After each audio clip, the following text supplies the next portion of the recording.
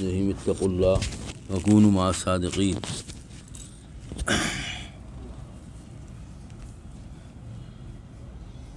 تنبیہ الغافلین،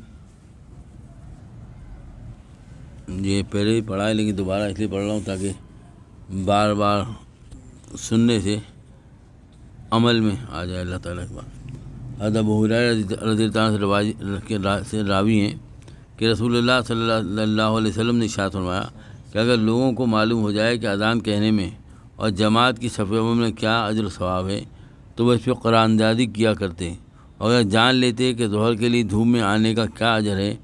تو ایک دوسرے سے سخبت کیا کرتے، اگر جان لیتے کہ عشاء و فجر کی نماز میں حاضری کا کیا درجہ ہے تو ضرور شامل ہوتے، خواہ گھسٹ کر آنا پڑتا۔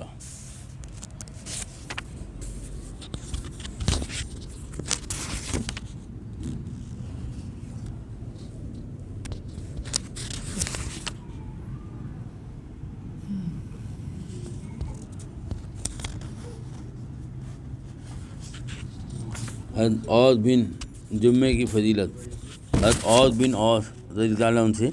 روایت ہے کہ نبی کریم صلی اللہ علیہ وسلم نے جمعے کا ذکر کرتے ہوئے ارشاد فرمایا کہ جس نے اچھی طرح غسل کیا اور جلد سے جلد مسجد میں پہنچا اور ابتدائی سے خطبہ سنا، امام کے قریب جگہ حاصل کی اور خاموش بیٹھا کوئی لغو کام یا کلام نہیں کیا تو اسے ہر قدم کے عوض سال بھر کے دن کے روزوں کا اور راتوں کی عبادت کا ثواب ملے گا۔ محمد بن فضیل کہتے ہیں کہ میں نے یزید بن ہارون سے حدیث کی کلمہ کے معنی پوچھے تو انہوں نے بتایا کہ آدھا وضو کو دھویا اور پھر پورا غسل کیا، جس نے غسل کرنے میں جلدی کی اور جمعے کے لیے جلدی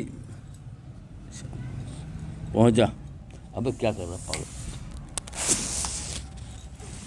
حضرت ابو ہریرہ رضی اللہ عنہ سے روایت کہتے ہیں کہ حضور صلی اللہ علیہ وسلم نے فرمایا کسی ایسے دن پر کبھی سورج طلوع یا غروب نہیں ہوا جو جمعے کے دن سے افضل ہو۔ زمین کا ہر جاندار سوائے جنوں اور انسانوں کے جمعے کے دن سجا ہوا ہوتا ہے، اور مسجدوں کے دروازوں میں سے ہر دروازے پہ 2 فرشتے ہوتے ہیں جو اول آنے والوں کے انعام لکھتے ہیں کہ وہ ایسے شخص کی طرح ہیں جو اونٹ کی قربانی کرے، جو اول آنے والوں کی کیا ہے، اونٹ کی قربانی کرنے کا ثواب لکھا جاتا ہے۔ اس کے بعد والا اس شخص کی طرح ہے جو بکری کی قربانی کرتا ہے، اس کے بعد آنے والا ایسا ہے کہ جو کسی پرندے کا صدقہ کرے، اور اس کے بعد آنے والا ایسا ہے جو انڈے کا صدقہ کرتا ہے، اور جب امام ممبر پر بیٹھ جاتا ہے تو وہ ناموں والا کاغذ لپیٹ لیا جاتا ہے۔ حضرت ابو ہریرہ رضی اللہ عنہ سے روایت ہے کہ رسول اللہ صلی اللہ علیہ وسلم نے ارشاد فرمایا جو شخص جمعے کے دن اچھی طرح سے وضو کر کے جمعے کے لیے آئے، امام کے قریب پہنچ کے خاموشی سے خطبہ سنے تو اس کے ایک جمعے سے دوسرے جمعے تک کے اور 3 دن زائد کے گناہ معاف ہو جاتے ہیں، اور جو شخص کنکریوں وغیرہ مشغول ہوا تو اس نے لغو کام کیا، اور جس نے لغو کام کیا اسے جمعے کا اجر نہیں ملے گا۔ حضرت ابو ہریرہ رضی اللہ عنہ نبی کریم صلی اللہ علیہ وسلم کا ارشاد مبارک نقل کرتے ہیں کہ بے شک بہترین دن جس میں سورج طلوع ہوتا ہے وہ جمعے کا دن ہے کہ جس میں آدم علیہ السلام کی تخلیق ہوئی، اور اسی میں اللہ تعالیٰ نے انہیں جنت میں داخل کیا، اور اسی دن میں انہیں جنت سے زمین پر اتارا گیا، اسی دن قیامت قائم ہوگی، اور اسی دن میں ایک گھڑی ایسی ہے کہ مومن بندہ اس گھڑی میں اللہ تعالیٰ سے جو سوال کرے وہ عطا فرماتے ہیں۔ ابو سلمہ رضی اللہ عنہ کہتے ہیں کہ حضرت عبداللہ بن سلام رضی اللہ عنہ فرماتے ہیں کہ میں گھڑی جانتا ہوں، وہ دن کی آخری گھڑی ہے، اور یہ وہی گھڑی ہے جس میں آدم علیہ السلام پیدا کیے گئے۔ ارشاد باری تعالیٰ خلق الانسان من عجل، انسان جلدی ہی کا بنا ہوا ہے۔ حضرت سعید بن المسیب رحمۃ اللہ علیہ فرماتے ہیں کہ جمعے کی حاضری مجھے نفل حج سے زیادہ محبوب ہے، اور کعب احبار رضی اللہ عنہ سے منقول ہے کہ آگ کا پیالہ پینا شراب کا پیالہ پینے سے مجھے زیادہ پسند ہے، اور شراب کا پیالہ پینا جمعے چھوڑنے کے بجائے اچھا ہے، یعنی جمعہ چھوڑ دینا شراب کا پیالہ پینے سے بھی بڑا جرم ہے، اور لوگوں کی گردنوں پہ گزرنے کے بجائے جمعہ چھوڑ دینا زیادہ پسند ہے، یعنی لوگوں کی گردنوں سے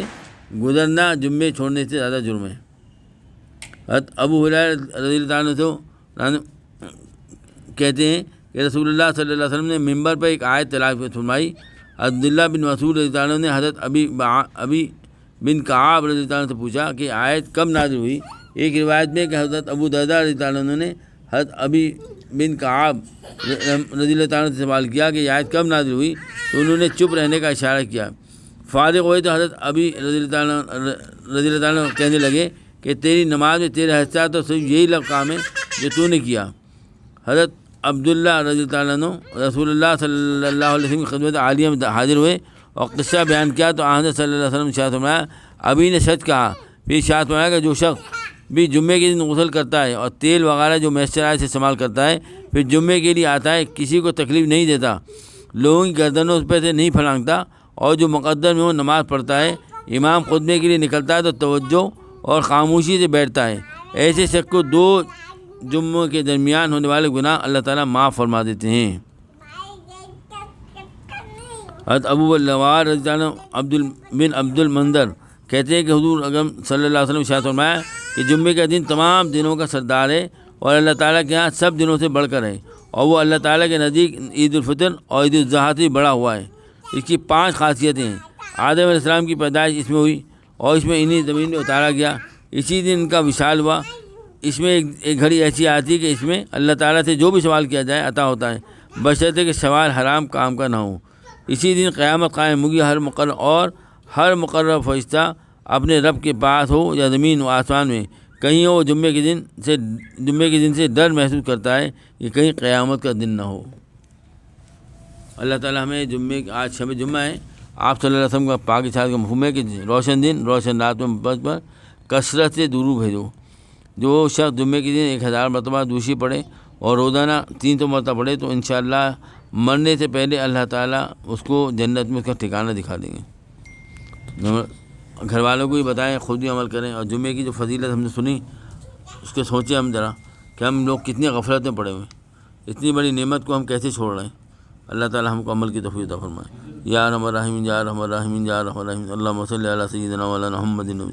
جزا اللہ تعالیٰ عنہ محمد صلی اللہ علیہ وسلم ما علیہ۔ یا اللہ ہمیں نمازوں کا اہتمام نصیب فرمائیے، اے اللہ نمازوں کا اہتمام نصیب فرمائیے، ذکر کا تلاوت کا اہتمام نصیب فرمائیے۔ اے اللہ یہ مہینہ آپ کا ہے، اس کے اندر آپ خود عطا فرمائیں گے تو ہم سے زیادہ محتاج کون ہیں،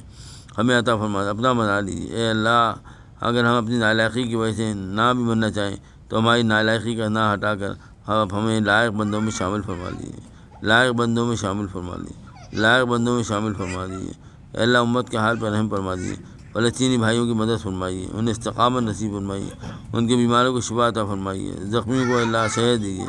اے اللہ ان کی بھوک پیاس کا انتظام فرما دیجیے۔ یا اللہ ان کے مقابلے میں اے اللہ یہ شیطانوں کو، اے اللہ یہ کفار ہیں، اے اللہ انہیں ہدایت ہے تو ہدایت دیجیے، وہ انہیں نیست و نابود کر دیجیے، انہیں آپس میں لڑوا دیجیے، ان کے ہتھیاریں کون کر دیجیے۔ اے اللہ ان کے گھروں کو اجاڑ دیجیے۔ یا اللہ امت کے حال پہ رحم فرما دیجیے، ہمارے ملک کے شہر کے حالات دور فرما دیجیے۔ ربنا تقبل منا انک انت السمیع العلیم وتب علینا انک انت التواب الرحیم۔ سبحان ربک رب العزۃ عما یصفون، آمین۔